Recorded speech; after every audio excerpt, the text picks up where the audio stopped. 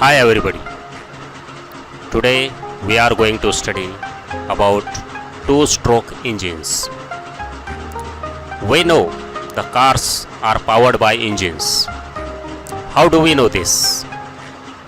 The rotating motion of the engine crankshaft is transmitted to the wheels by the drive shaft. The gearbox changes the number of rotations of the driven wheels during one turn of the crankshaft. In low gear, the output of the engine is high, but the speed is slow. In high gear, the car is faster, uses less fuel, but accelerates more slowly. Let's see the engine. You can see the engine here.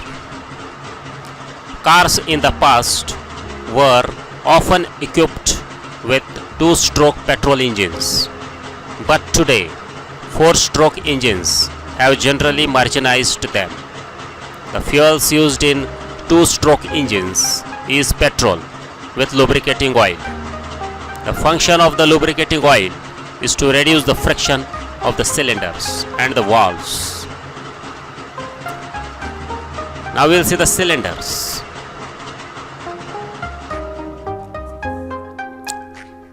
Now you can see the cylinders. The alternating vertical motions of the pistons is converted into the rotation of the crankshaft, which drives the drive shaft and the camshaft by means of the timing belt.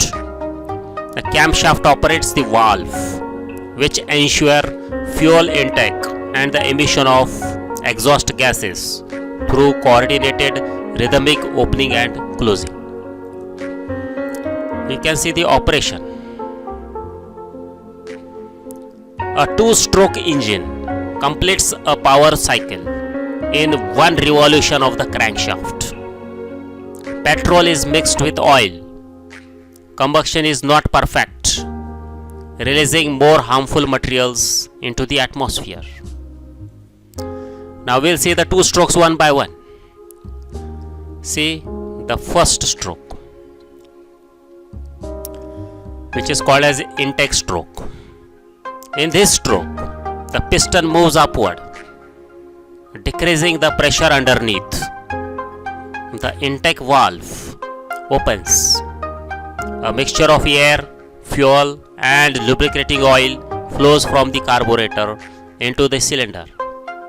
The piston compresses the mixture, which heats up, means it increases the temperature.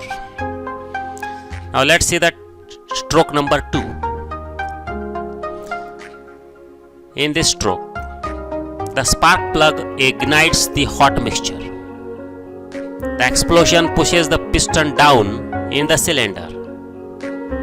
The high pressure combustion products are expelled through the exhaust port.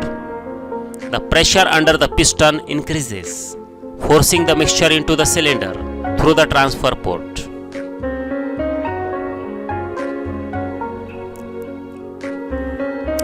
As you can see, the linear motion of the piston is converted into the rotating motion of the crankshaft in the engine. The energy necessary to move the engine provided by the combustion fuel.